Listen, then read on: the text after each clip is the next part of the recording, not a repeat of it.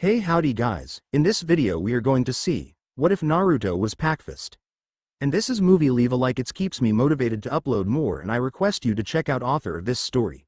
Name of this story is, The Pacifist by With Patience Comes Peace, so check out. Also I have uploaded Naruto X Glinda for free on my Patreon. All details in description. Let's jump right into the video. She was carrying a stack of boxes when she encountered him. She wasn't that tall, with an almond face and red eyes he mistook to be Sharingan. The moment she saw him, the boxes came tumbling out of her hands. She didn't scream. He couldn't blame her for being afraid. She just opened the door to a closet to find a small child staring up at her. To be fair, Naruto hadn't expected her either. This house had been empty for years. A place to hide when he was in trouble. Like right now, with his painting tricks. There was red paint in his blonde hair. In the pale light, he looked ghastly. But instead of screaming, the woman knelt down. She recollected her stuff. With the ends of her navy blue skirt, she wiped the paint off cassette tapes that had clattered out of her boxes. She left a handprint in the red paint when she leaned forward into the closet. Her head almost butted into Naruto's stomach as she reached, not for him, but the 2, 3, no, 4 thick, wide rolls of tape that had rolled into the closet, away from her grasp. He could see the top of her red swirl, about a dozen shades darker than the paint, and as she left the scent of chamomile for just a flicker before it was overpowered by paint. She did all these things without a word. When she stood up again, the stack of boxes between her arms went back to towering over her nose. He could see the red splotches of paint along the rim of her skirt, and where her knees had been. She looked down at him with a gaze one might give a small shrine by the roadside, and with one foot she brought the door back to a close. Naruto heard the door close with a click. He leaned forward a bit, straining, and heard the boxes land on the table with a thump, followed by a couple more thumps before her footsteps retreated away. He listened to her steps take her downstairs and, after a few moments, placed the paintbrush he'd clutched white-handed back into the half-empty paint bucket. He reached up, slightly worried, to test the doorknob. Not locked. He let go of his breath. Why hadn't she scolded him? Why wasn't she angry? She didn't know him. She didn't know who he was. And if he didn't leave fast, she would surely find out. And then she would chase him out with a broom, like the other women did. He had to stand up to his toes to turn, with enough force, the doorknob so he could free himself again. When the door opened wide, he saw the incriminating puddle of paint he'd left outside the door, where anything with eyes could see. The rest of the paint, in the bucket he'd been holding, was just going to have to be a loss for him today. He'd painted the Hokage's lips a provocative red on the monument. Now there were over a dozen ninja dispatched and hounding on him. He had to get out of here before the lady came back, had to find a new place to hide before the Konoha ninjas found him. In a matter of seconds, however, he knew he was already too late. He heard the voices of men come from downstairs. "Ah, yeah, we are. Looking for a miscreant. Have you seen him?" one said. "Devilish little boy," supplied the other. Even Naruto didn't think it was a good idea, but he couldn't help sidling to the bedroom door so he could hear her. Her voice was soft, and it sounded like she was perpetually amidst recounting a lovely dream. "A little devil, did you say?" She more stated than asked them this. Then she said, "No, I haven't seen such a thing." He could just about hear the two ninjas thinking, "She really thinks we'd believe that?" "Your skirt," he heard one man say. "And all of that red on your hands." "It's paint," she said. "I was painting my room, you see." She paused a moment. "I could use your help." The first man made a noise of hesitating. "We're really busy," said the second. "You're apprehending a criminal," she agreed. "We are lucky for all your good service." It was difficult to call her tone difficult sarcastic. "Well, I guess, yeah," said the first. The second said something about being out of her way, and in a few moments, Naruto heard the front door lock with a click. For a few more moments, he stalled. He'd returned to the closet, in case the ninjas tried to take a peek into the room through the window, but when he'd finished counting to over 100, a feat of patience for one who was 7, he couldn't stay there anymore. He found the woman downstairs, digging heartily into a meat bun where she stood by the refrigerator. When she saw him slowly make his way around the corner, like a creeping cat, she pointed to the counter near the sink, where a plate rested with a bun like hers, alongside a glass of milk. Naruto looked at her suspiciously, but he went and made his way forward, picking the plate off the counter. The counter was higher than his head, so he brought the plate off at a tilt, and the bun bounced off his nose and hit the ground. He hadn't had food yet that day, so he thought nothing picking it off the ground. It was cold. He made a face and saw her smile. He ate. She didn't ask questions. As he finished, he kept staring, as children are oft to do. He put the plate back on the counter and he balanced the milk glass. She stepped forward before it could drop, and he, alarmed by the movement, was across the room in a single leap. He saw the flicker of something in her eyes. She collected herself. Holding the milk out to the farthest her dark, tan arms could extend, she said, "I don't want to hurt you." He accepted the milk from her, gripping it in both hands. He didn't want to drop it. And when he was finished with that, she slowly extended her hand. It was a thing that had never happened for Naruto. An adult extending a palm, face up. Not sideways for a slap. Not downwards for a thrash. A hand for holding. He looked up, unsure, and he gave her his hand. Her palm was soft and fleshy, and her fingers closed over his hand shortly. One day, he would do the same back, but on that day, she looked surprised at him. He realized what she'd actually been doing was asking for the cup, and he shoved it in her hands, turning red in profuse embarrassment. "So are you gonna help me clean this mess?" That was not one of the questions he had been expecting, and he said, "No." He stuck out his tongue and, now equipped with a warm belly and a milk mustache, ran out of her house. The woman looked bewildered. When he came back in a couple of days, to the house at the edge of the wood, with its back against a boulder and one lonely fish in its pool, she wasn't there. He snuck in again. He found that room on the north side of the second floor. One wall had been painted red. When he came back a third time, he heard her footsteps on the stairs, and heart pounding, he fled. She found him on the fourth time, hiding in the closet again, with yet another bucket of paint, and yet another set of ninjas on his tail. "Red? Again? Couldn't it be blue this time?" she said. On that day he had Sanagakure's sand dumplings and milk tea. Actually, if you bring green and white next, that could be pretty useful. This was how it started for them. He came and ate, was quiet out of fear. She asked him no questions. She was unlike any other adult that he had ever met before. The others yelled at him. They'd beat him. They'd been, in many ways, unkind. But Naruto had always known what they would do to him. If he was loud, he couldn't tell when it came to this lady. What would she do?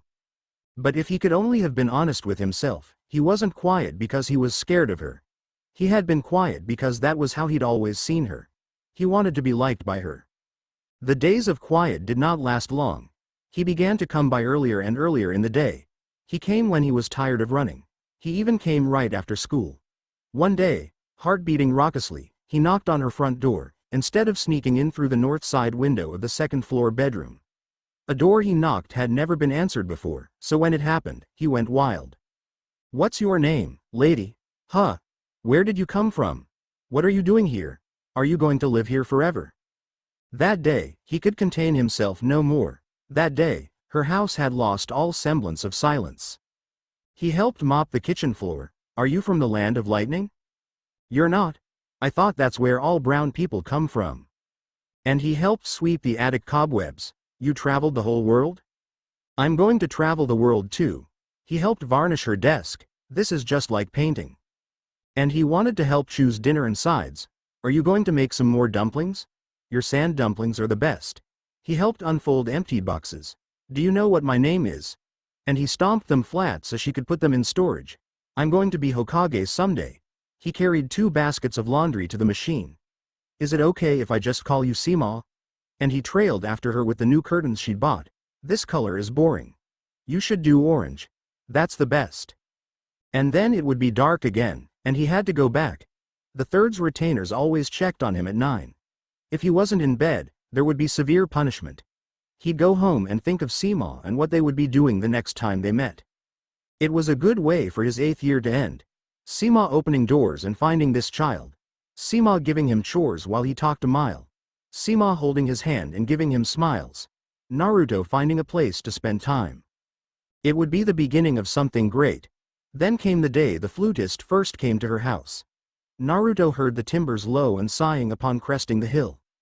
The wind was swallowing notes in greed, but every now and then, one pierced its way out of its clutches and landed near Naruto, into the trees, an arrow that would then vanish. At first, Naruto thought he had imagined it, but down the lane to Sima's house, he saw the flutist swing a leg off the wooden platform surrounding it. He sat sheltered away from the afternoon winds, the sliding doors of the wall behind him thrown open to his power. Now, holding the flute at his hips, he frowned at his wooden sandals. Naruto swooped into the trees. Who was this man? He had never seen Sima with company. With other company. Something squirmed inside his tummy. What if she asked Naruto to leave? What if, because of this big man, what if she turned Naruto away? He leapt and bounded through what remained of the woods alongside the lane. He was the noisiest future ninja one could ever dream. His backpack caught straps and pockets into every branch and every twig and even a bird's nest along the way. He was considering merely dropping the backpack and coming back for it when, all at once, the big man stood erect. Easily more than 6 feet tall, the flutist held his instrument like a baton in his hand and gazed into the pool ringed with rocks in front of him. Naruto watched him come down some steps, kick the smallest rocks into the pool, then turn around to enter the house in a huff. What was that? Touching the ground briefly, Naruto leapt onto the thatched roof. The man had looked angry. All angled shoulders. He didn't want the man to know he was coming. On the roof, Naruto shrugged off his backpack and perched himself exactly above where the flutist had been. He watched a single gray fish swim between clouds in the pool as he listened. "Won't you keep playing a while?" he heard Sima say. "But you're not even listening," said a gruff voice. "You sat with your headphones on the whole day." "Should it matter? I am paying you to play, but you're not even listening," repeated the man. There was a moment of silence, and then, "Naruto?" He felt his heart come to a stop. "Come inside, please." The sound of things being put down. The sound of her getting up. Naruto landed beside the pool, remembered his backpack, and leapt up to grab it, but not before he got a glimpse of something he hoped would never come his way. Sima, glowering. He took off his sandals, put on the oversized sandals meant for inside the house, and watched Sima hand partial payment to the flutist. The flutist shrugged, took a moment to register Naruto, and walked out the way he came. The room was filled overwhelmingly with something. One corner hosted a pyramid of upturned foam cups. Carcasses of cheap noodles, though were the kind Naruto was not allowed to eat. The rice cooker on the breakfast counter found company with a series of cassette tapes and some bad-smelling bottles. That's what it was, that overwhelming stench. And there was parsley in her hair. On the table in the center of the room, the offending headphones and the audio cassette player sat like paperweights on separate piles of open notebooks stacked one atop the next. He didn't look at them too long. The handwriting was indecipherable. Here. Always the first thing she did. Shove food into his hands. This time it was one of her cups of ramen. She had retrieved it from her kitchen and brought it steaming, too hot to handle. Naruto sniffed at it, disappointed. "It doesn't smell very good." "How could you say that? Is this not the essence of life? Nothing good comes out without ramen." He couldn't tell she was being sarcastic. In fact, he wouldn't understand it later either. All he knew was that ramen was the essence of life, and we all know where ramen would take Naruto in life. But that is another story. He set his backpack on the ground, accepted the chopsticks she offered him, and sat at the table, thinking the fish in the pool outside would probably taste better than this. That made him feel guilty. "Hey, Sima-chan," he looked up at her. She wasn't listening. Headphones on, she scrawled single-mindedly into a notebook. That really was her handwriting. Naruto stuck some ramen into his mouth and yelped. "Ack, hot, hot." Sima slipped off her headphones and frowned. "Come here." Naruto felt his insides go cold. He didn't like the way she commanded him. People were always commanding him. Telling him what to do. "Come here. Go there. Go away." Mostly go away. The steam from the ramen swept over his face. If he went away now, something told him he couldn't come back. "Come. Here." He stood up, watching the way the fingers of her hands were interleaved within each other. He stepped towards her tentatively. He was afraid to get hit. "Bring the ramen." He did as she commanded. "Sit." She swept the pile of notebooks aside and patted a spot on the purple cushion beside her. He handed her the cup and the chopsticks, resigning himself to watching her eat the rest as she brought the ramen to her mouth, but she was blowing on it, blowing away the hot. She held the ramen out to him. He felt his throat come to a close.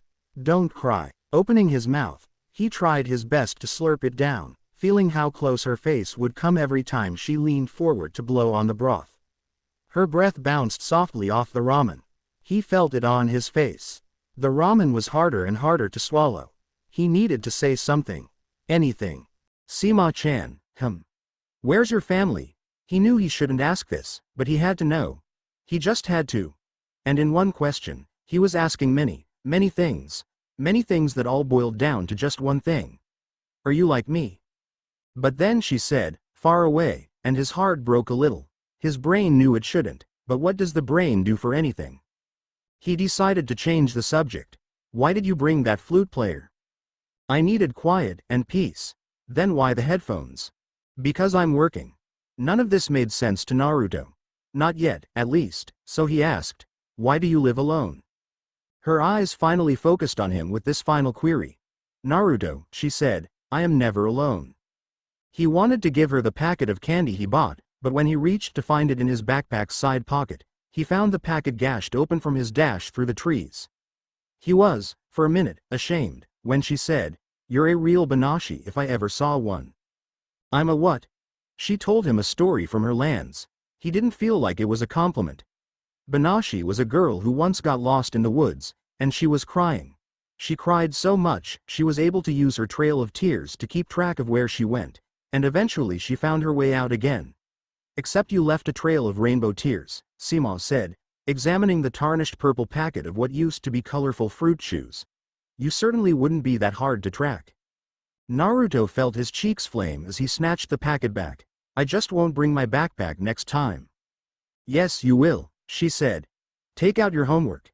Naruto's jaw dropped open. What? I'm working right now. That means you're working too. Why do I need to work? Because I can't have you asking so many questions. She set the now empty ramen cup on the other side of the table and pulled her pile of notebooks back into place. I can be quiet, insisted Naruto. You will be, because you'll be working. You're not going to make me work. I might. You're not. She paused for a moment, then said, what if I give you something like this? She touched her fingers to her headphones. They were large and round and fit all around her ears, with a gleaming red metal band and black, leather ear cups. Naruto considered for a moment. Okay. He started pulling his history out when Sima rose to her feet and went upstairs. He pulled out a page of something he was supposed to do 3 days ago as he waited. He couldn't find the homework he was supposed to do today, and in any case, at least he already knew the answers to the old stuff. Or, at least, he thought he remembered.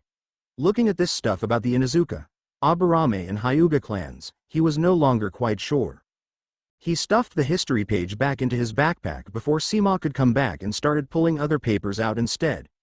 Most of the pages at the bottom were crushed and folded to look almost like origami.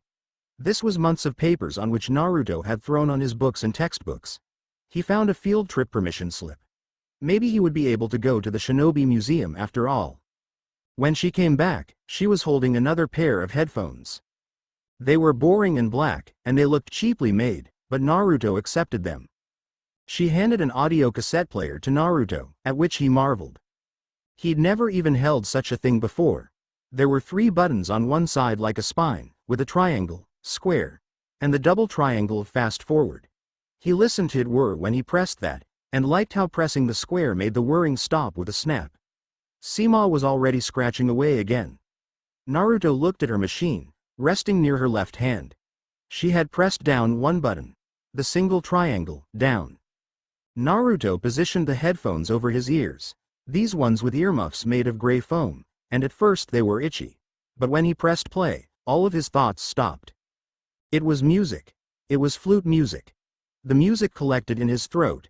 It slipped down the shaft of his airway and he breathed it into his lungs. It stirred inside the pockets of his heart. The flute sounded far away. It sounded like it was in the next room. He didn't know why it sounded like that. Perhaps the tape she had purchased was bad quality. Maybe she got it off a black market. Though why anyone would sell a bad copy of a tape of flute music was beyond him. He listened to it nonetheless. He was grateful that she was so absorbed inside her work she didn't notice he was just sitting there. Sitting and listening. He wondered how long it would take for her to notice, but when she didn't, he lay down on his back and looked up into darkness, feeling the heaviness in his eyelids. Before he knew it, Sima was shaking him awake. You have to go home now, Naruto. He sat up, yawned, and rubbed his eyes. To his surprise, it was still sparkling outside. He looked worriedly at Sima, who was avoiding his eyes. He'd never left the house this early. Why did he have to go away so fast? She held up his backpack and he slipped his arms through the holes. He gasped. Sima-chan. He picked up the permission slip, which, still on the table, had caught his eye. Can you sign this? She took the slip from him, and she signed, without even looking at it. Naruto held it out, startled. Kavita, Sinha. He could actually read the name. She had written it nicely. She could write things nicely. Wait, he said. This isn't your name. I thought your name was Sima. Sima is my name. At least for my family and friends. Naruto beamed. Thanks, he said. He started walking away. Wait. Don't lose it. Put it in your backpack. Naruto felt a faint tendril of sweat slide down the small of his back. If he put that slip inside his backpack, he was bound to lose it. And also, don't forget to take this. She held out the black headphones and the cassette player. For a moment, he believed that he loved her, and she loved him. When Iruka saw the name on Naruto's permission slip, he was sure the kid was joking. This was back when Iruka was in charge of children in both the 2nd and 5th years, and Naruto was, once again, a 2nd year. It didn't seem like this handwriting was Naruto's, but he was accustomed to seeing signatures come from the 3rd Hokage. So it was immediately on being handed the slip that Iruka confronted him about it. What is this, a joke? Iruka leaned his rump against his teacher's desk as the students filed past them. Naruto was turning red in the face. No, it isn't. I got permission. Permission from who? Iruka asked, confounded. So now he's forging these? Where did he get this idea? He can't even begin to understand how severe the penalties could be. I got it from, and here, he struggled to say the word, my family.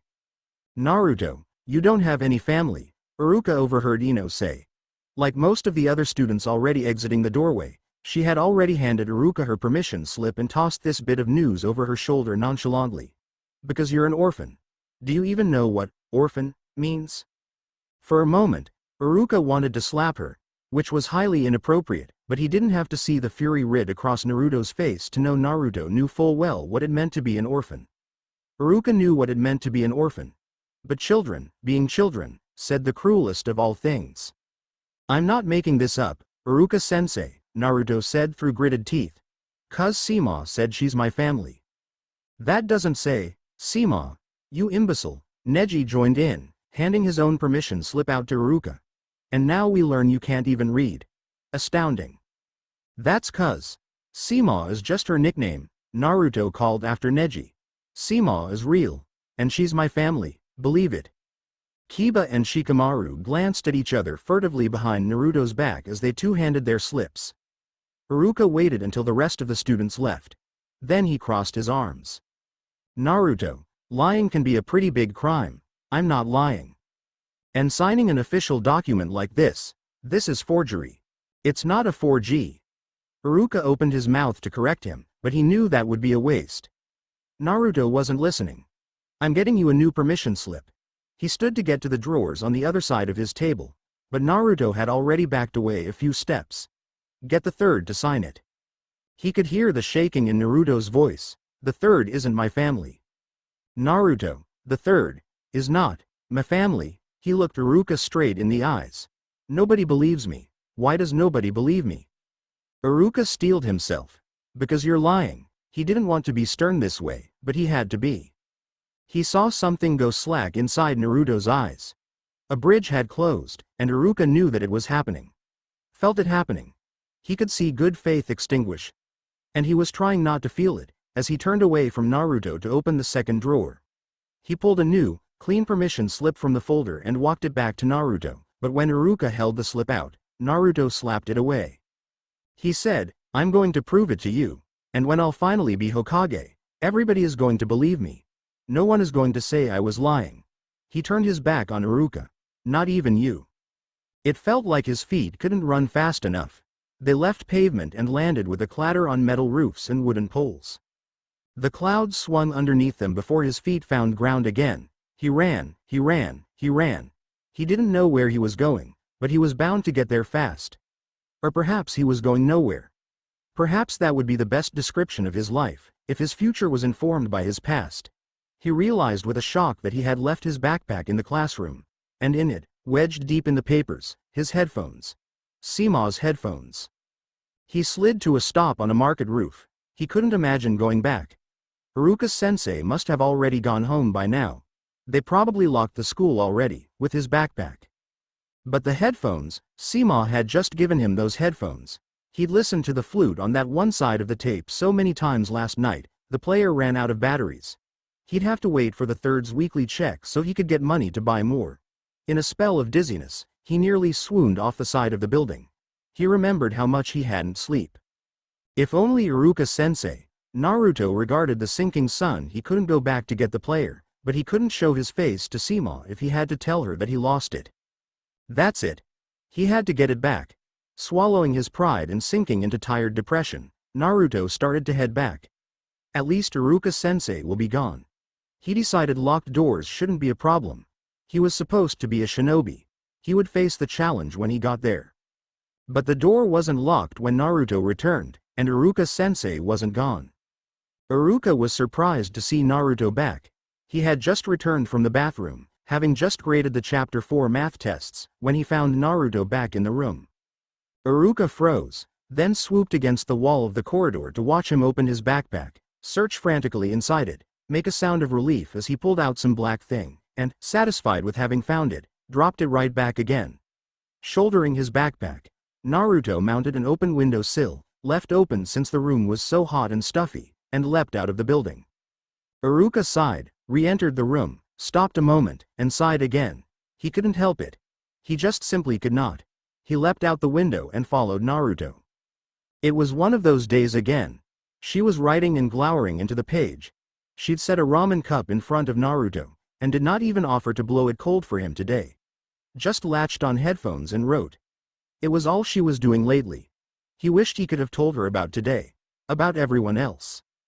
But then, he decided against it. No way would he tell her that. Tell her he was a loser? That everyone else thought he was a freak? A monster? It was a thought he had always had at the back of his head. Unshaped, unworded, unacknowledged, but very real. A deep-seated fear that if Seema met anyone else, anyone who knew anything about Naruto, she'd turn out just like the rest. So it was okay with him, that she didn't ask. It was okay with him, that he didn't have to talk today. It was okay with him. But his mind did begin to wander, and he had started to get bored. He'd specifically left his backpack at home this time, so she wouldn't tell him to do homework. Looks like she'd forgotten this. He had brought the headphones though. He'd been quite careful, didn't even jump into the trees on his way here. He walked, the whole way, for 4 miles. He imagined the music the whole way, because by now he had it memorized. There were 8 songs, total. He wondered if he could ask to borrow a different tape. Her house had now become a library. She had so many tapes. There must be so much music. Was all of it flute? He'd heard of an instrument called a crumpet, which was supposed to be a staple in the land of wind. He wondered if she had some crumpet music too. He spent time poking his nose into the room he'd first met her in. The closet was actually full by now, half of it makeshift shelves she must have installed herself, the other half long, flowing dresses that came in pine greens and slate. He wanted to touch them very badly, but there was dirt inside his fingernails. He didn't dare. When he came back, he saw she was wearing something navy today, with silver flowers stitched on a scarf-like piece of cloth that ran in front of her neck, over her shoulders and down her back. "This is boring," he said. He thought she wouldn't hear, but something froze. Not her pen, but something. Something stopped moving. Or did it start? Naruto narrowed his eyes. Outside, the sky was starting to turn orange. Naruto's shadow fell over the fish in the pool, and it darted under a rock. The small rocks the flutist kicked in were still there, growing green things on them. Naruto listened, in case he heard any more sounds, then took his sandals off to retrieve the 3 rocks. He placed them where he thought that they belonged, then sat down, with a sure sense he was being watched. He looked back, thinking maybe it was Seema. Maybe he could catch her and she would notice him or something. Smile. Say something. But today was not that kind of day. Today she was busy. He went back inside the house to find her with her head in her arms. Sima-chan. He hurried forward and shook her shoulder, careful to keep his fingers off the flowers on her scarf. Sima-chan, are you okay? She lifted her head enough to peer at Naruto. Headache. Time for my medication. Before he could say anything, she was already standing up.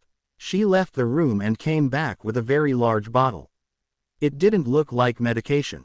Those bottles were usually very small. This one was capped by an ornate orange cloth cover with a rope tying it in place. She untied the rope and took a very big sip. That's not medicine, Naruto said. Even he knew this bottle was sake. Smelled terrible. Want to give me a kiss? Sima puckered her lips and leaned in his direction. Ew. He leapt back. That's seriously gross. He clamped his nose closed in his fingers. Sima started laughing, a sound he had not yet encountered, and was sorry to let go of so soon afterward. She'd plugged it with the bottle. When she was breathing again, she announced that she was going upstairs. For a nap. He knew that he wasn't going to see her again, at least not for the rest of the night, but he loitered around anyway, listening to the crickets getting louder and the calls of the birds of the night. He wondered if he should close the sliding doors. Did she even close them at night? What if, one day, some robbers came, and they came in and did something worse? Something terrible. Not that there was anything worth robbing in this house. No offense to her, but the most expensive thing he could see was her rice cooker. He hadn't even seen her wearing jewelry. Girls liked to do that, once in a while. Any chance they could, didn't they? He sighed. The sound of his sigh made things more ominous. He recalled the feeling he'd had of being watched. It was giving his chills up his back. He was going to get out of here. He got on his knees to reach under the table to pick up his headphones, when he saw hers instead. Naruto froze, considered, looked to the stairway she had gone up, and then, taking a seat on the lavender cushion she had been sitting on, still warm, he picked up the headphones. These were huge. When he placed them atop his head, they were so big, the ears of the headphones actually went down on his cheeks, but he was too scared to adjust it, fearful the click click click would bring Sima down the stairs. He hit play on her cassette player and held the headphones up at his ears. It was silent at first.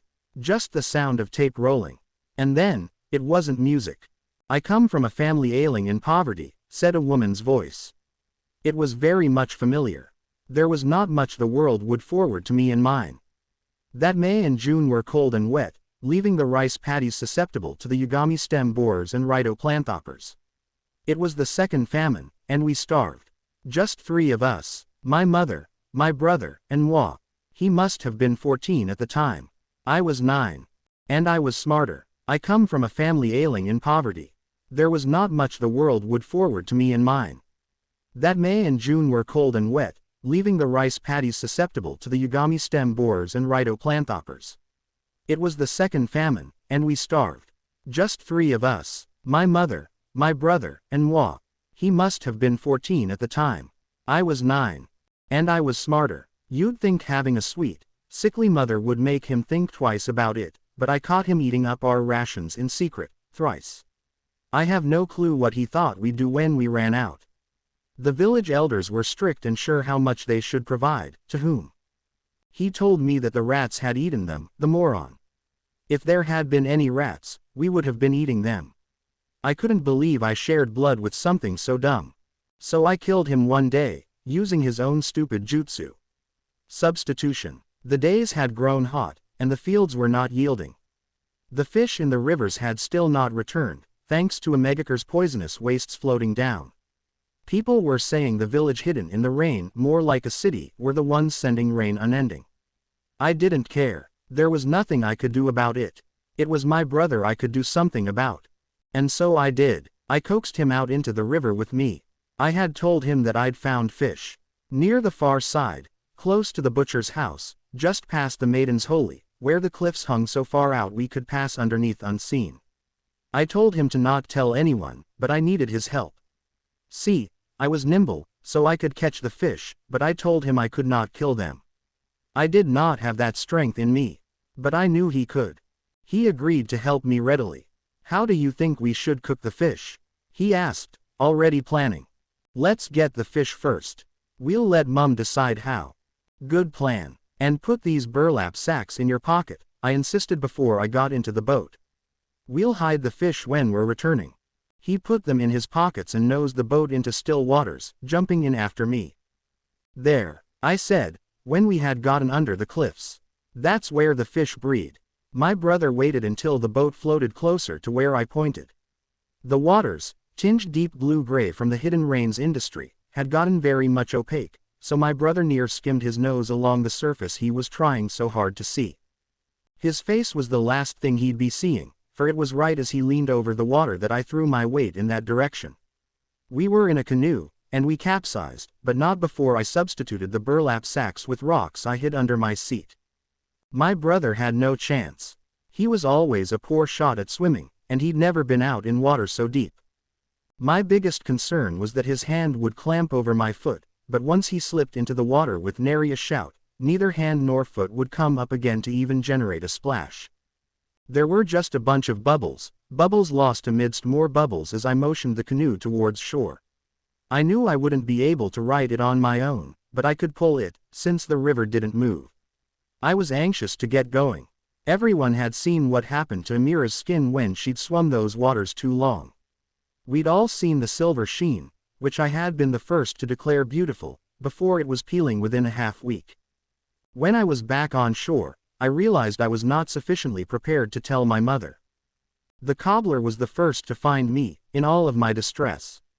He called for his daughter-in-law to come out with the poultices, applying his aid first in helping me drag the boat out of the river, then in ripping my clothes off so that the chemicals they'd soaked did not start burning into my skin. I thanked him graciously in all my years to come. I don't know how long it would have taken until I thought of my clothes. The only thought I had was that my brother was dead. My brother was dead, and there was nothing I could have said to ease Mum's woes. She would move on from it eventually. It took 3 years to reach that point. But in just another 3 years, it would all be undone, because then we faced the drought. The drought took the water and left my brother's bones.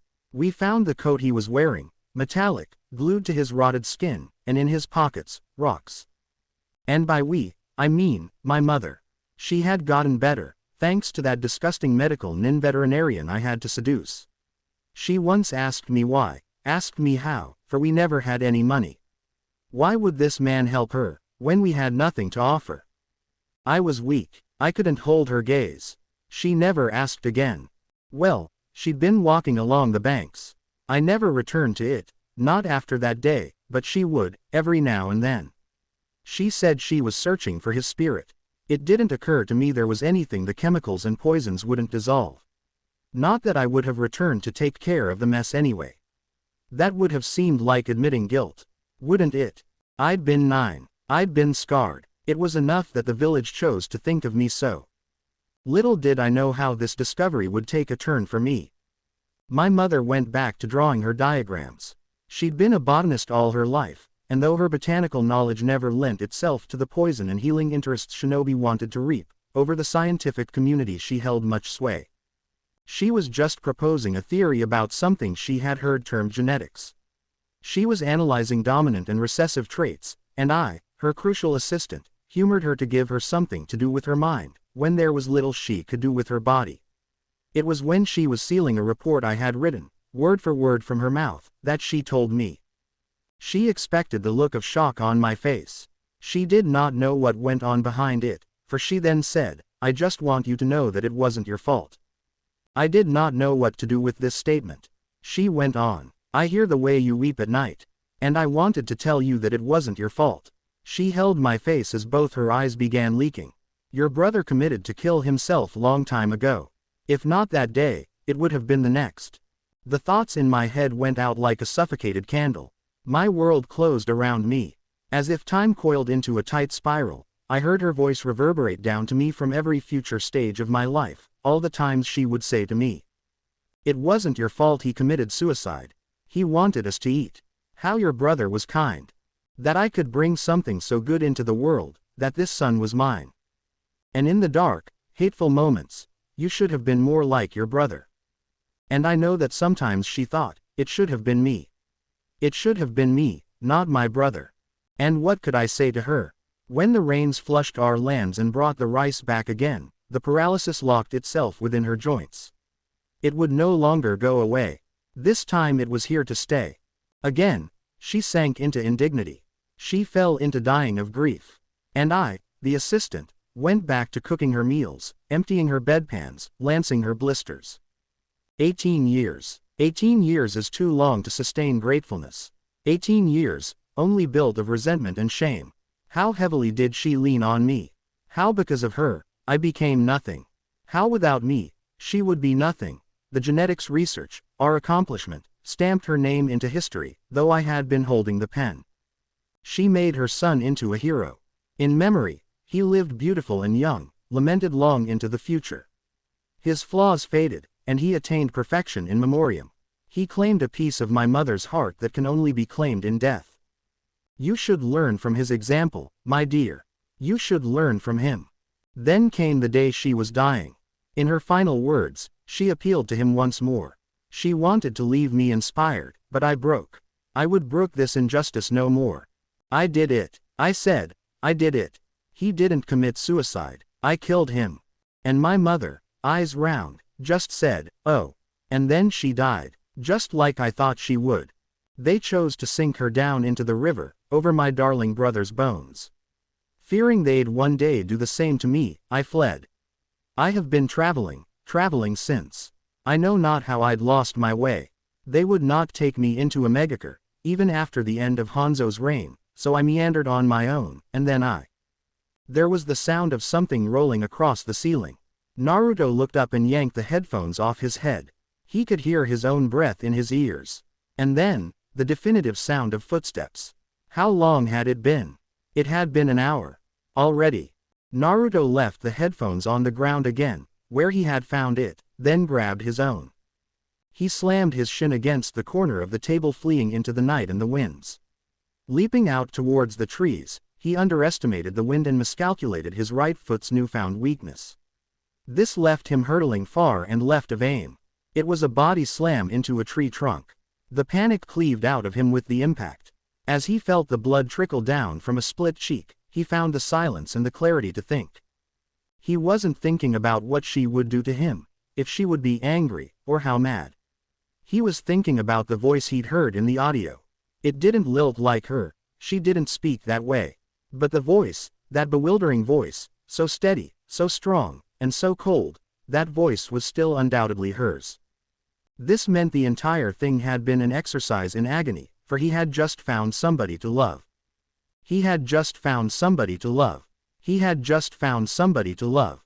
He pulled his face away from the tree, wincing as he pulled a splinter out of his cheek with a pointer and a thumb. He had just found somebody to love. What did you do to your face, Naruto? This was said by Iruka-sensei, but it ran so close to a vein of taunts and insults, Naruto didn't respond. His cheek bled through the band-aid, growing angrier, redder, inflamed. He barely made it through the first substitution jutsu lesson when Naruto fainted. He sank out of consciousness and into a dream. He became a fish, Seema's fish. He was the fish from her pool, and he was struggling through turbulent tides. Suddenly, the waters went slack. They became deep and purple and murky. The water was hard to take in through his gills. His flaps were clogging with what felt like mucus. He knew these waters, for he had voyaged from a place of ceaseless rain, a megacre. A giant shadow passed over him, and he smacked into an oar with his face. An oar, an oar, an oar. An oar that sliced into the water, gliding down from up above, like an antenna extending off the shadow of the boat. Fish Naruto knew where he was. He should not look up. He knew it from dream logic, that he shouldn't look up. But he did anyway. He swam up to the shadow, crossed the lip of the water, and what did he find but himself? His fish eye against eye with his own face, his Naruto face, his human face, Naruto's nose nearly skimming the water. He didn't need to see who sat at the other end of the boat. Then the body came tumbling in. The body was tumbling down beside the fish, and for a moment, he was both entities. He was the human and the fish, but the fish was taking nibbles at Naruto's lashes prematurely. He knew he should have stopped. The fish, He should have stopped. Naruto knew he should have stopped. He shouldn't have cast away on that canoe. He should have let Sema drift alone. But he would come anyway. He knew he would always come. The fish knew it too, so the fish came to wait. The fish came to watch him fall asleep in the water. The fish would peck the sleep sand out of the corner of his eyes for breakfast, lunch, and dinner again. Naruto came to in the nurse's office. He was on one of those smooth, blue, uncomfortable bed things that weren't really beds. It had that white disposable paper for bedsheets. He turned his chin into a pool of drool and ducked his head away in disgust. Wiping the drool at his lips with his wrist, he fell back into dreaming. He was in her house and he couldn't find her. He couldn't. The headphones were where he had left them. The fish watched him from its cool pool. Again, he knew he shouldn't look up. A pressure on his brain, a hand palming his head down. But he rolled his eyes upwards instead and the pressure just vanished. Behold, hundreds and hundreds of cassette tapes. They lined the ceiling like bricks and glistened in the light of her lamps as if she had brushed each and every one with oil. And then the film of the tapes descending like snakes, thin strips numerous and weightless as rain, slow motion, ever present, coming down on his skin. A whistling wind lanced through the house, slipping in through the shaft of the sliding doors. It sent the snakes vaulting in breathtaking unison. When at last he could look down, Naruto saw her in the tape recorder. Minified, poor Sema, she was tiny in the cassette player, she was tiny in the cassette, and she was doing something fast. Her arms were flailing. She was writing as fast as she could, her implement a large bare hair calligraphy brush, her canvas a moving film of tape. The film was about to run out. When the tape ended, something would happen. Naruto knew he didn't want it to happen, but if he pressed stopped, if he ended the movement and let her arms come to rest, it would only happen sooner. So he did nothing. He did nothing and watched. When he woke he started crying. It just occurred to him. Though he could do nothing else, the least he could have done was listen. He could have collected the words in his ears. What had she been writing? What was she saying so frantically? Thoughts so big it took the sweep of her arms to contain them. He wept because he thought he lost something. And when the dream melted out of memory, he truly did lose something. He couldn't remember what it was, so he cried harder. Then he couldn't remember why he was crying, so he cried harder. He was home now, and he didn't know why. When next he opened his eyes, it would be daylight again. One day, when Naruto was done with the toilet, he passed the mirror and glimpsed something wrong with his face. A big, white gauze, patched onto his face like it belonged there. He ripped the patch off of his cheek in inexplicable anger, but the residue he found in it was not dirty brown as expected. It was creamy. It was white. On his cheek, where the wood chip and splinter had been, was a white dot amidst something reddish and angry. Like the knob of a bone poking out of his flesh. Naruto fainted. So it went for many days. Naruto lost count. Not that he ever had count. He meandered from memory to dream to hallucination, forgetting each in quick succession until they came back unbidden to him in later lifetimes. Kabuto was the latest retainer. There'd never been one who watched him so long. There was no one who came so often to visit. Not visit, to check him, to check up on him. He eventually said Naruto was free to go. Then he stopped coming. I thought you weren't coming anymore, she said to him when Naruto could visit Sema at last. I thought I was boring. Naruto shook his head and told her he'd been sick with an infection. For 2 weeks, she exclaimed, examining the faint white scar on his cheek. He nodded into her hands, mostly so he could feel them as they cupped his cheeks. She took her hands back to finish washing the dishes. She brushed a drying towel across his face to wipe the soap suds she'd left on it. It was a long time they didn't talk, Naruto standing at her elbow by the sink, Sema running long brown fingers, now with 3 stout wooden rings, over the planes and curves of steel plates. The water she splattered went far beyond the rims of the sink. It even landed on the window in front of the sink, which, because it was dark outside, gave him perfect view of her furrow-browed reflection. Well, then, make yourself useful. She stuffed the drying towel into his hands, and a wet plate. He immediately dropped it with the crash of a cymbal. Ish, Naruto. She picked it up so she could wash it again. God. Naruto was ecstatic. That was exactly what Ino's mother sounded like when she was scolding. Except for the God part. He didn't know what that meant. But Sima was looking at him, and then she was angrily scrubbing her plates. I thought you weren't coming anymore. Now he was faltering. He wrapped and he wrinkled the towel around and around and around his wrist instead of wiping. You don't want me coming. The silence kept expanding. He couldn't say the words again. He was so, overwhelmingly, afraid. All he could do, all he could dare to do, was take a peek at the window. The Sima in that square of glass muttered, God. Under her breath again. The Sima in that square of glass was crying.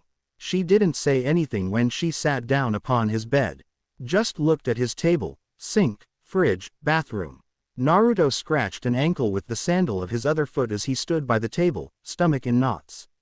The room had never seemed so small. Not with the retainers, not even with the Hokage. It had been getting a bit too quiet, so Naruto started circulating through things lining one of his bookshelves. Hey, Sima-chan, ever seen this? He brought her a pinwheel that looked like the red Mangekyo of the Uchiha clan when it spun.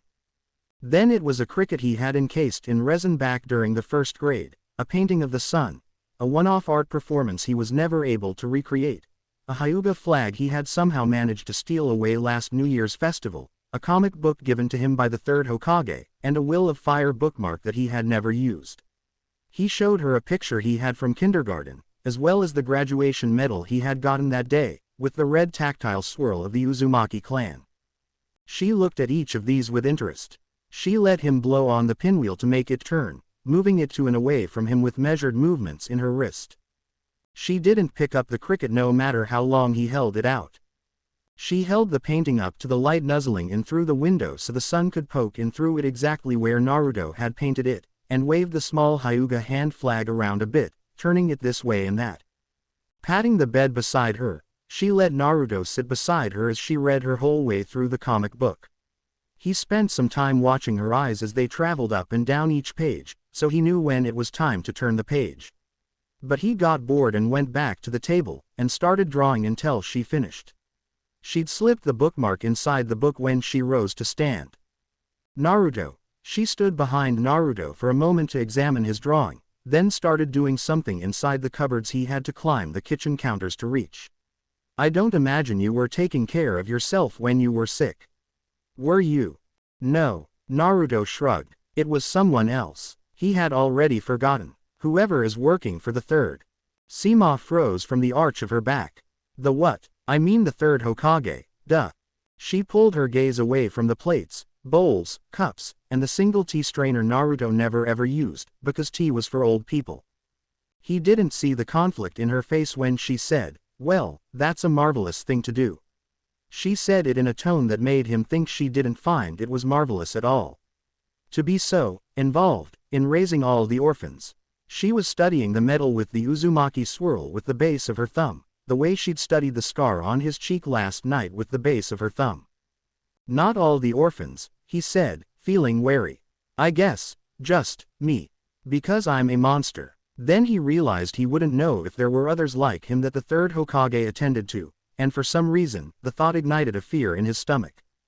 I dunno, he said, suddenly tired of drawing. He felt like he'd been sitting still for ages. He didn't want to admit it to himself, but he was starting to look forward to the moment when Sima'd be gone. Then he could race across rooftops and visit Hokage Rock. Let's go outside, said Naruto. Sima nodded. She left the medal on top of the comic book, at the foot of his bed, where he'd be convinced he could still smell her perfume for many, many days. He had been shocked when he learned she didn't know Konoha. That she didn't know her way around it. It never occurred to him that it could be something to not know. But then he had fun bringing her from her house to his place. It had been the first time he was walking with someone who wasn't paid to watch over him. Now he took her to the park where he would often swing, and then he insisted on swinging. He took her to the library. It was the first time he'd ever been to the library. He took her past the ramen shop. But he was mostly hoping she wouldn't notice that place. When they were at Hokage Rock, she was silently examining the sign proclaiming the monument's reverence, then surveyed with disinterest the Uchiha district that rolled out from under the eastern cliffs. Naruto watched what he thought were Sasuke, his mother and Itachi, all exiting the senbei shop, and quickly tamped down his jealousy. "Remember what you see here today," Naruto declared, pointing irreverently into the cage's faces. "I'm going to be Hokage someday, so my face will be up there too." He waited for her to say something, then put his hand down, feeling foolish. He wondered for a moment if she hadn't heard him at all when she said, "That sounds infinitesimally boring." Naruto gawked. He had been laughed at. He'd been dismissed. No one had ever passed judgment on the goal itself. They couldn't see past the absurdity of Naruto. What does a Hokage do every morning? It sounded like she was about to enlighten him, so Naruto said, "What?" She shrugged. "I don't know. I was asking you." She went back to surveying the Uchiha district, not even looking at the rock. "I imagined that's something you would want to do with your ever morning." "Whatever a Hokage does." Naruto felt the small of his back getting hot, and it wasn't because of the sun or the humidity. "Well, I will let you know. I'll let you know when I get there." He decided the day had been getting too hot and suggested they start heading back. She stopped after 5 minutes of following Naruto and said, "How was it?" He didn't know what she was talking about until he realized they were at the Shinobi Museum. A large, green building constructed under the reign of Tobirama, it was one of the longest buildings in the village. His spirits tumbled more. She was looking at him expectantly, so he had to say, "I didn't go." "Oh, were you sick?" That wasn't the reason, but he said, "Yeah." He repeated, "I was sick," and then he walked away before she could ask him more questions. It wasn't until they were close to the ramen shop again that Naruto looked over his shoulder. He wanted to steer her away if he could, in case she hadn't seen the shop display, but he matched eyes with a burly man who had a handlebar mustache and was balancing a keg over his shoulder. Naruto stopped and turned around. Or more like, he stopped moving forward and started weaving in place as a forest of adults twice his size kept flowing over him. There were zero signs of Sema, and the area was only going to get more crowded with the lunch rush. "Ugh," Naruto groaned. He just wanted this day to be over. It hadn't been nearly as fun as he'd expected. Then he recalled that Sema did not know her way. He didn't care. She could ask any old lady and they could point her on her way. He kept on weaving around other people's hips and bags and legs, just looking for a vertical space, so that he could launch himself upwards without knocking someone over. And when it came, well, he was ready. His legs were pumped and he was free and he was taking to the sky. He noticed her because she had red hair like Kushina's. Kakashi berated himself. Kushina was dead and he knew it. He waited for Guy to follow him up the stairs and returned to the peace in his mind that he had wanted from this place, marveling at the perfect sky. "What is this place?" asked Guy, pocketing his rice crackers. Even he sensed it was too sacred for his crunching. "Nakano Shrine, home of the Uchiha's patron deity." "The new one," thought Kakashi, because the Senju had destroyed the old one. Guy crossed his arms. Yeah, I don't believe in stuff like that." "Look, just be a good sport," said Kakashi, embarrassed. He really hoped nobody else heard that. "Go take a fortune for yourself." Guy obliged and followed the red-haired woman into the shrine when a voice called out, "Captain Kakashi." Kakashi turned to see Itachi climbing up the steps. "What are you doing here?" Itachi asked him. Itachi I. Hurry you. Past the base of the stairs, a young boy with features like Itachi's had taken off his shoes and socks. He was holding them in his hands as he dunked his feet into the canal with the koi fish. "Oops, he dropped a sock." "Sasuke," Itachi said, cross. He jumped down and plucked the sock out of the water before it floated away. The sudden movement took Sasuke so much by surprise, however, Sasuke dropped everything else in his hands too. Itachi began to admonishing him. Kakashi chuckled. He wanted to ask how Itachi's new role as captain had been. But, he supposed, another time. "Hey, Kakashi, check this out." Guy yelled out, running back to him. "The fortune I drew says, excellent luck." He held the fortune out to Kakashi's face. Kakashi flinched at Guy's volume. Behind Guy, the woman was now coming out, and Kakashi was disappointed as he knew he would be. It wasn't Kushina. It was unreasonable to have imagined it, but he was getting used to seeing the dead in unexpected places. This woman had dark skin and red eyes. She wore a sky blue veil that covered her face, though not her hair. She held her fortune paper into the wind and let the wind grasp it away, the white paper noisily fluttering. "Let's see what luck you get," said Guy, pushing Kakashi towards the shrine with a jab to the back. It would be his most undignified entrance into a shrine. Kakashi made a mental note not to bring this man again. To his relief, however, he soon saw Itachi dragging in Sasuke by the wrist. "It's my money," the little one was saying. "I'm not going to spend it here." "Sasuke, it's my birthday. It's my money." Sasuke grappled. "Mom gave it to me. Moon Gaa Avenue me," he had dug in his heels. "Fine," said Itachi. He shoved away Sasuke's wrist. "If you want a cursed year, you can have it." The three ninjas watched Sasuke stick his tongue before he running away with shoes that squelched and all his money. Needless to say that would be the last time Sasuke was stingy when it came to shrines, considering what would happening in the following night. But that, of course, is another story. "Terrible luck," Kakashi's fortune said.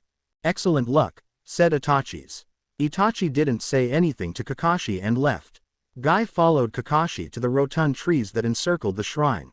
Kakashi was tying his terrible fortune to a branch when he saw it, a fortune caught in the fork of the branch above. Kakashi frowned. Bad fortunes get tied to the trees so that the bad luck doesn't follow its victim out, but good fortunes get taken along. This fortune had undergone neither. It was the woman's, he was sure of it. He reached up, caught the corner of the fortune in his fingertips, and pulled it down. Guy could not believe his eyes. "Is this even possible?" he asked. He took the fortune out of Kakashi's hand and flipped it back and forth. "I guess it is," Kakashi said, looking around. The woman was not to be found. He looked back at the fortune Guy handed him. It was empty. There was nothing. On the night the Uchiha clan was going to be eradicated, Sima held out a deck of playing cards to Naruto, fanned out and face down. "You're supposed to pick 5, if I recall correctly," she said, frowning at the cards. "You can even pick 6 if you want to, but I think that might mess things up." They were sitting outside on the wooden platform, since the wind had not yet picked up. In his first draw, he had picked out the ace of spades, and his heart raced at what other fortune could come his way after such a lucky first draw. He pulled 3 other cards out when she started. "No, no, no, don't show it to me. You're supposed to hide them from me." He flushed as he handed her back the cards and watched the way the lamp reflected off her black nails as she shuffled the deck again. She blew her nose into the last of the 6 tissues she had brought outside, and neatly folded it in half for the next time. "Okay, pick 3, she said, proffering cards again. "You said 5, I mean 5, okay." Naruto glanced up at Sima's eyes, but not deeply. Even the young were trained not to look into strangers' eyes, for fear of falling into dojutsu tricks. If she was going to use dojutsu, though, her card tricks would be lame. Anything can be done with dojutsu. Then it occurred to him that he didn't know if she was a ninja, but even he wasn't rude enough to ask. These things had to be assessed through implication. He'd have to find clues. Like a true ninja would. Also, she wasn't a stranger. "All right," said Naruto. "That's 5. Okay, look at them and have them memorized, and in that order." Naruto started. "Memorized. Is this a test?" "No, Naruto, you're going to give me a test. I'm going to guess them." He looked at the cards in his hands, then said, "Okay. Now hand them back to me. Not face up, you dummy." Oh. Naruto was fed up with being called a dummy. He was fed up with being called anything like idiot. He got his dosage daily, he didn't need to hear it from Sima as well. He was about to say the whole thing was dumb, but then, she had already shuffled and handed him another set. "Now give them back to me face down." Naruto looked at the cards again and handed them back to her, irritated. "Now I am going to look at the first card," she said. "What? You said you weren't looking at them." "Just the first, Naruto." "But, can you get me some more napkins?" "Thanks. Don't knock over my beer, child. Don't look at the cards," he said. "I won't." Naruto brought her a whole box of napkins and reseated himself with a groan. He sat pretzel style, rested his cheek against the knuckles of his left hand and fell into listening to the cicadas as she looked at the first card, with its back facing towards him, then said a very unwarranted "I see." And then she did something curious. She picked up the next card and started sniffing it. Wait, what? Ah, Naruto, I know it. Know what? This card, she said, sniffing the tan hourglass symbol on the back of the card. It smells like, but it must be, the 8 of diamonds. That's what you had, isn't it? Naruto's jaw dropped open. Why yeah, she turned the card over to quickly check, smiled at how right she was, and moved on to the next one. Well, I think this one's the 4 of clubs. Naruto watched her place this down as well as she picked the next up, sniffing at its back again. Ooh, my second favorite scent, the Queen of Hearts. Right again. Now what is this last one? The last one took a long, long time. She kept hemming and hawing about it for like 500 years. At least, that was what it felt like, to Naruto. Ah, come on, what is it already?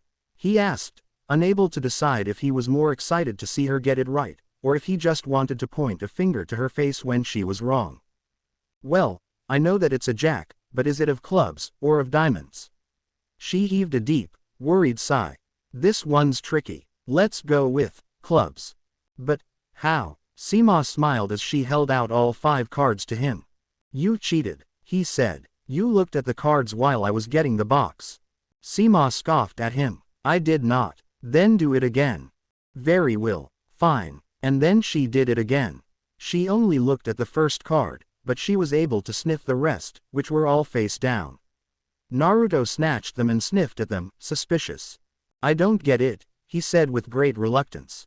I mean, like, all of these just smell like beer. Sima burst into laughter. Now that I'm done breathing on them. Naruto inspected the cards some more, and then handed them back. Again, he said, do it again. Okay, hold on. Sima blew her nose on the last tissue she had, and then folded that in half as well. Reaching for more, she said, oh. She stood up. This box is empty. As she hunted kitchen cabinets for another box of tissues, Naruto looked through the 5 cards and smelled them again. He smelled the other cards too. The other ones smelled slightly woody. Perhaps that was how it happened. The ones he picked out didn't smell woody. When she came back again, she did the trick 3, then 4 more times. She even let Naruto smell them first, before she turned each card over and nodded to herself. Right again.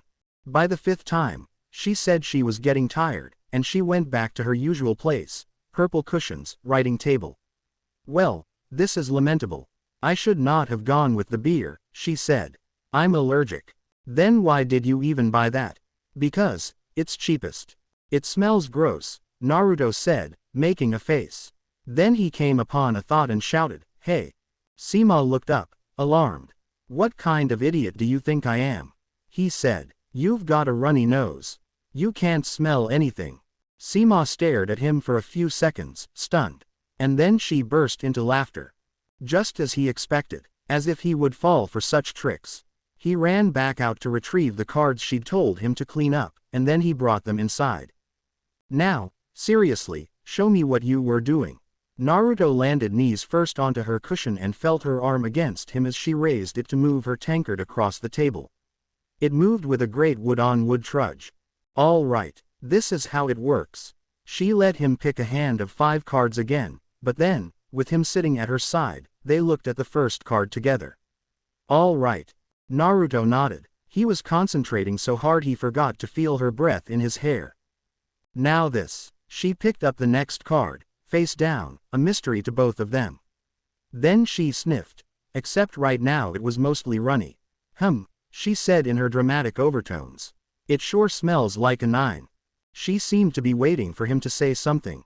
Of spades, she finished. Naruto looked at her like she couldn't possibly be this stupid. Well, obviously not, he said, because the first card was the 9 of spades. Sima flipped the second card over, ignoring him, and, outrageously, she said, oh. Would you look at that? Exactly, it's the 9 of spades. No, it's not, Naruto exclaimed. Were her eyes not working? Like her nose. Sima placed the second card back on the table, face down, and took and sniffed the third card out of Naruto's hand. I knew it, she said with a jolly shake of the head. I knew there was clubs in here. This is clubs, the king. No, that's what the second card. He could feel her body shake through his right arm. She may regard him with great seriousness upon her face, but he could feel her quietly laughing. Again, he said, but that's the second card, to which she ignored him, flipped over the third card, and kept on saying, ah. This is just as I expected. When she was done going through the trick, he was still confused, and she said, you're not the sharpest kunai, Naruto. He crossed his arms. I'm a shuriken. She rolled her eyes. It's easy, Naruto, really. Look, the trick is, you look at the first card. And then you put it face down but don't let your audience see it. Then, when you're smelling the next card, you just tell them what you saw on the first card. And then you look at that card and pretend like you're checking if you're right, but actually you're just learning what to say for the next card. Does that make sense to you, Naruto? He thought about it really hard, and then said, ooh. Even though he still didn't get it. Seema's shoulders dropped in relief. He didn't realize she had been tense the whole time. Even more reason not to let her find out he was faking. Everyone else called him stupid because he didn't care enough, but, if she was saying it, what if he really was stupid? He wasn't. He really wasn't stupid. He refused to believe it. So he held out his hand, and he asked Seema, can I borrow the cards? Seema looked at the cards, slightly alarmed. I just want to show it to my friends, he said. I'll practice it. Seema's mouth pulled into a line. Then she looked at him and smiled. Good, she said. Make sure to really practice. You can do it on me next time. Naruto smiled as he looked down at the deck of cards Seema was entrusting to him. Deal. The next day, there was nobody at school. Where is everybody? Naruto asked the empty hallways. Hello he called as he peered under the desks of a few of his classmates. That's what they were supposed to do if they were anticipating an earthquake. Iruka-sensei told them to hide under desks.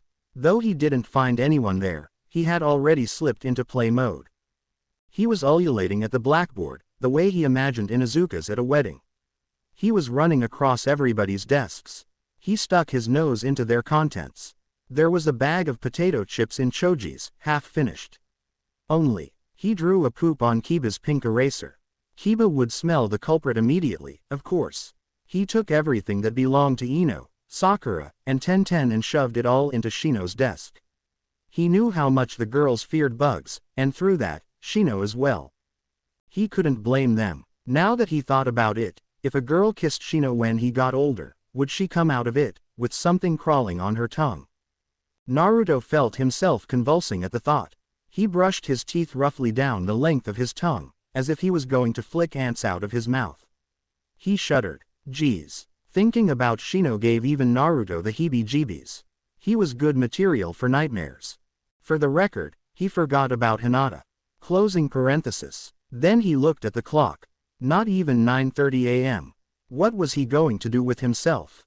Today was Wednesday, right? He itched his cheek as he looked at the class calendar. They were at the tail end of learning the substitution jutsu. On Thursday was supposed to be an exam, tomorrow. The Thursday below that was another, the swimming test. Naruto was pretty sure he was going to fail that one too. He was disappointed. He had come to ask Shikamaru to teach him how to do the card trick, but now, his stomach was turning into a vortex of being overwhelmed. What could he do? He engaged in some screaming inside of his head. And then he was fine. He took out his headphones, swung on his backpack, and perched on the window of the classroom again. He'd had enough school for today. Where is everybody? Naruto asked Iruka, picking at a scab. Did the world decide to take a vacation? Iruka was stunned. He didn't know about the massacre. Naruto hadn't heard about the massacre. He didn't know about the killings. He didn't know the news. The messaging from the police force had been nothing but unclear. The Uchiha district yesterday, which clan would it be today?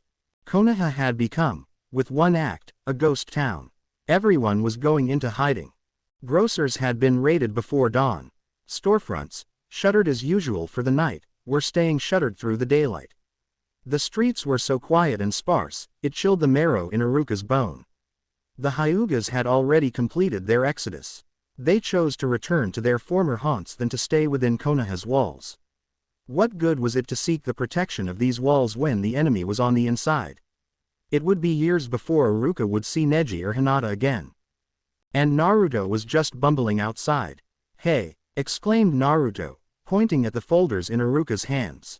"Why does the substitution jutsu have to have a blue book exam?" Iruka gave a husk of a laugh. "You idiot." That flat look came back again. Naruto hmphed and leapt to the window. "Naruto, go home," said Iruka. Yeah, I know.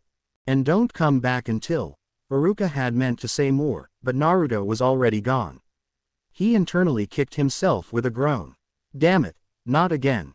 "Naruto!" Iruka hollered. "Naruto!" It was no use. Naruto wouldn't stop no matter how much Iruka yelled. He hated to admit it, but the kid was remarkably faster than him.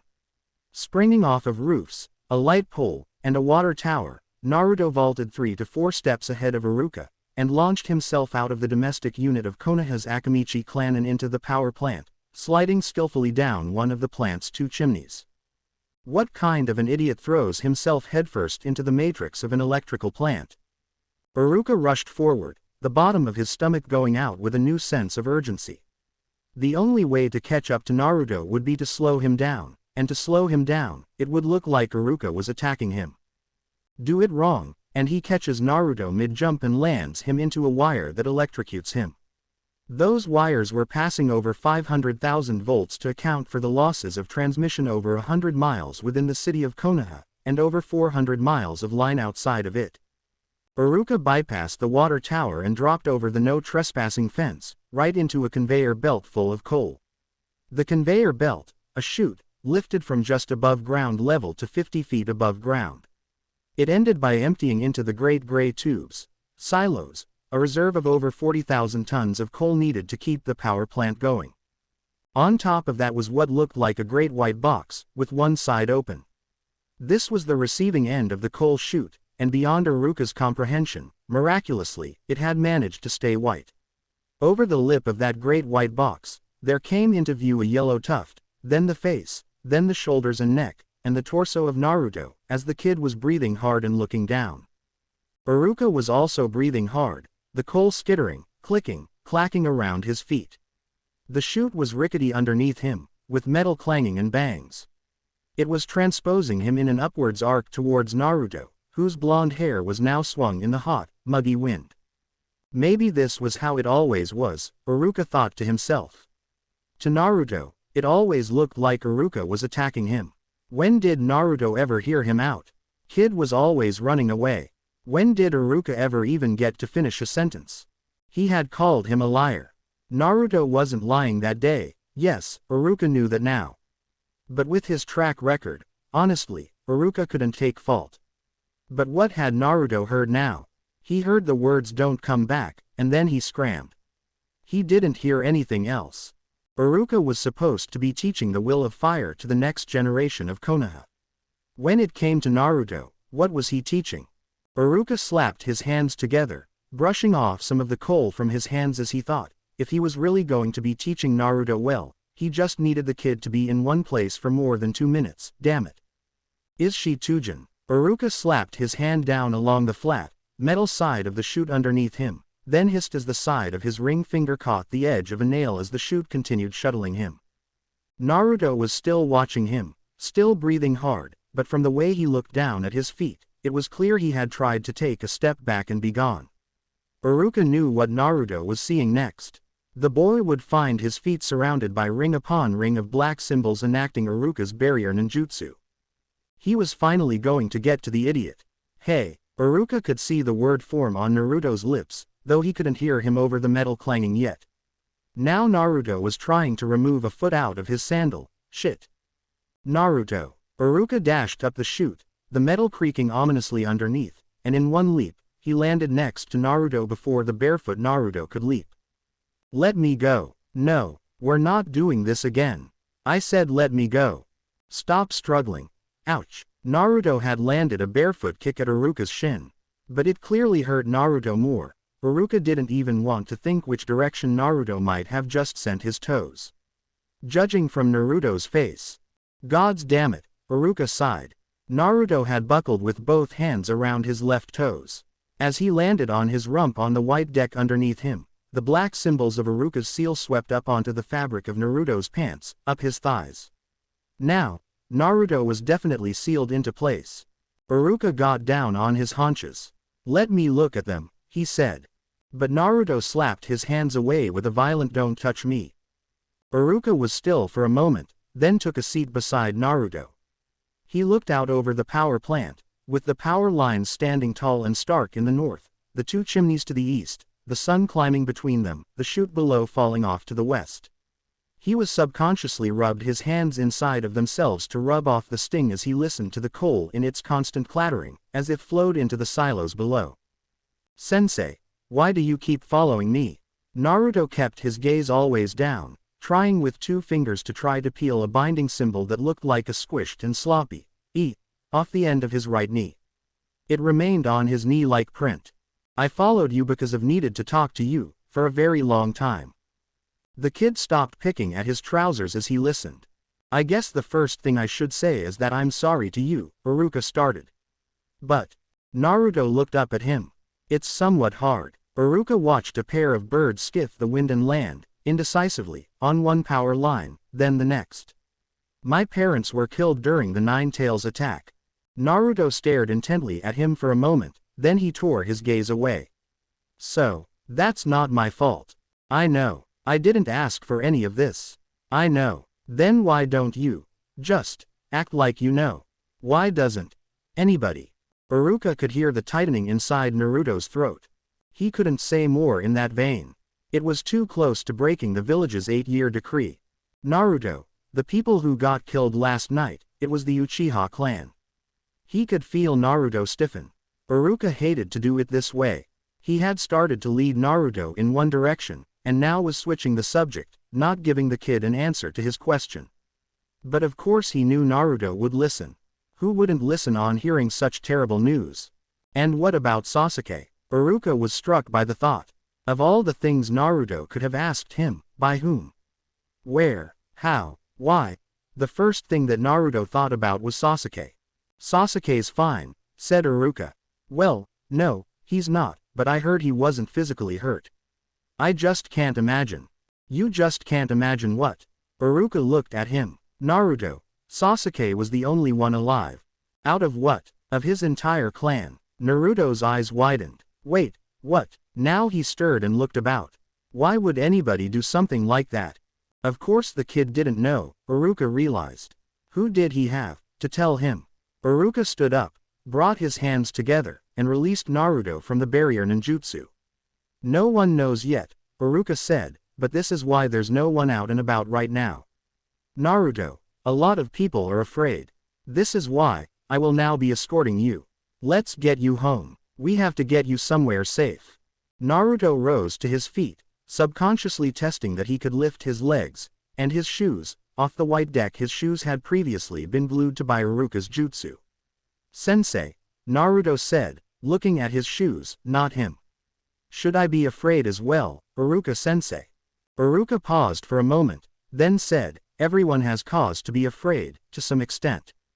Naruto nodded, looking serious. "Don't worry, Naruto," Iruka said to him with a smile. "I'm with you, for a while." Naruto stared at him for a moment, lips parted.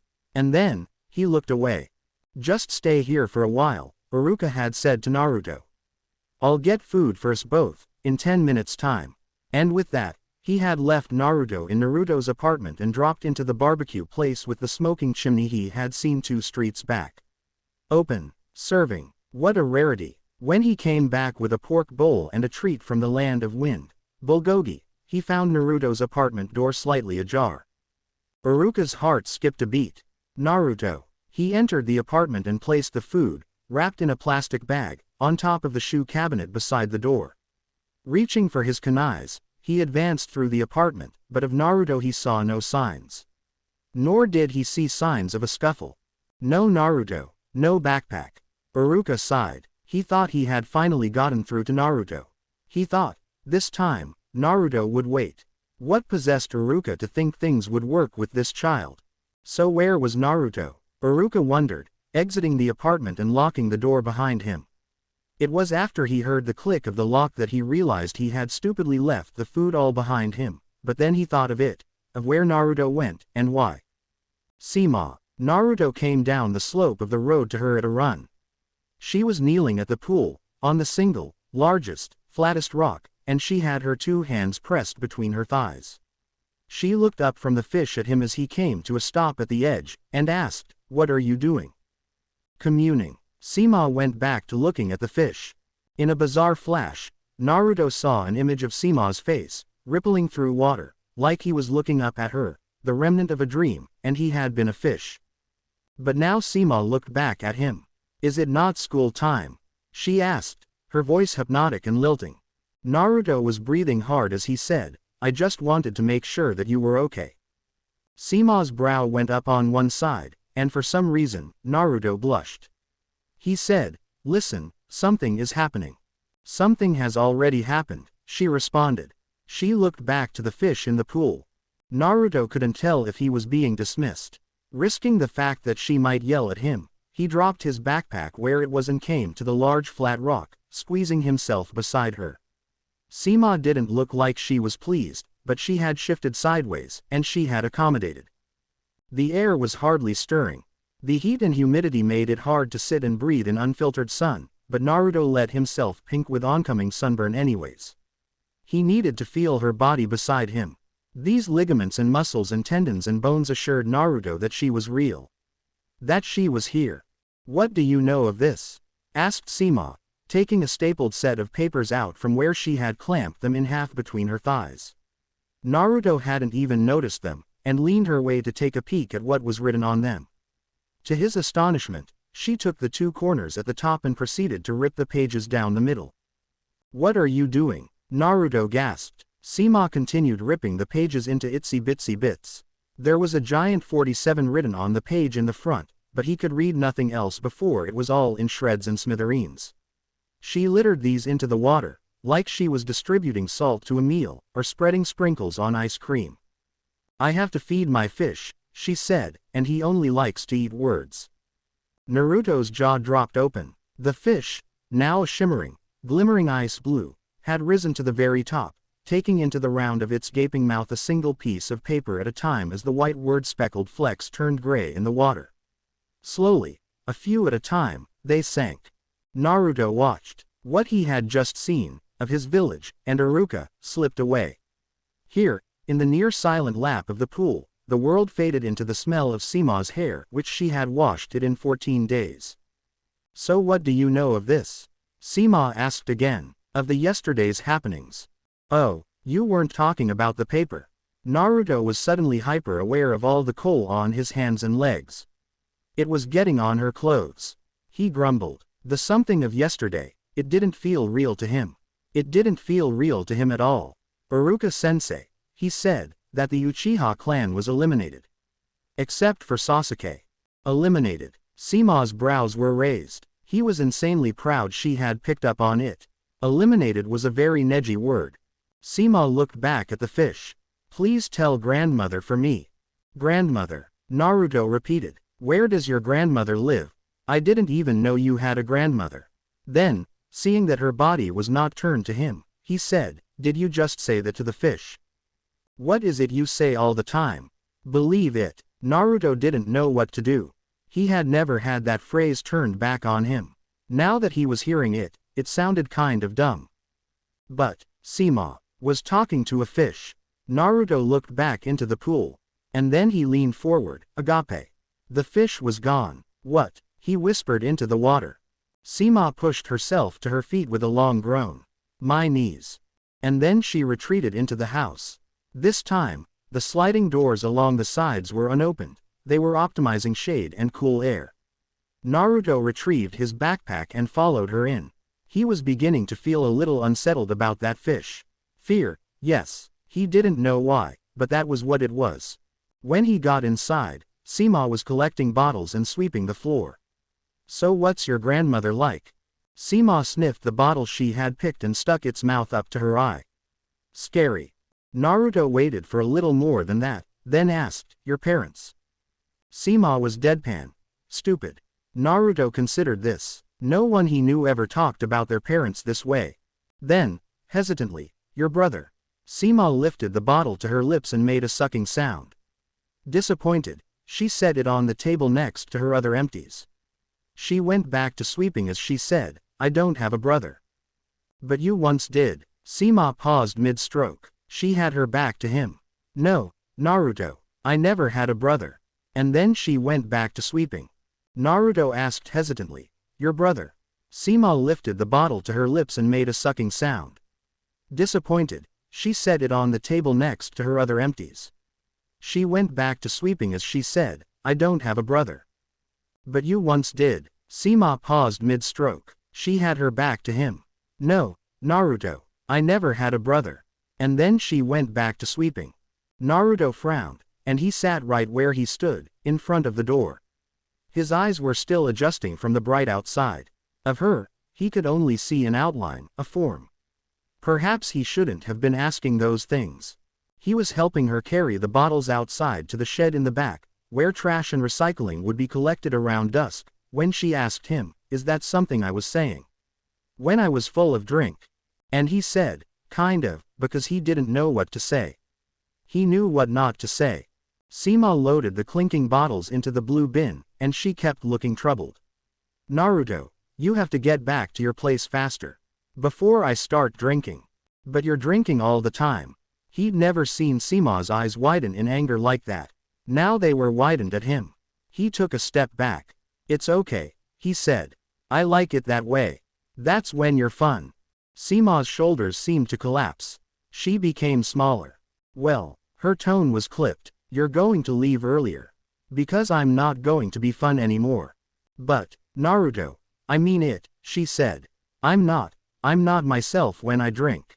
So, said Naruto, I like you. I like all the yous that you are. Sema's face was twisting. No, Naruto, you have to go back. You have to, always, before 10. But why, Naruto, you don't understand. What do you mean? What don't I get? He said, and her eyes were growing wide, because she knew what he was about to say. He said, I love you. And he said, can't I stay? And all he wanted to say was, I love you. And all he wanted to do was to stay. But he knew from the look on her face that he didn't want the answer. That he shouldn't ask questions if he didn't want truth. Then she said, no, and her face was swimming. It blurred until he couldn't see anymore. Naruto, I don't understand. He couldn't get the words past the rock in his throat. Gods, Naruto, you're right, I don't understand. I don't understand anything. And he said, why? And he said, what's wrong with me? And she said, nothing's wrong with you, Naruto. But he didn't hear it. He hadn't stayed to hear. It's what he had always done, what he'd just done with Iruka. Naruto turned and ran away. Thanks for watching guys. That's it for today guys, also check out all link in description.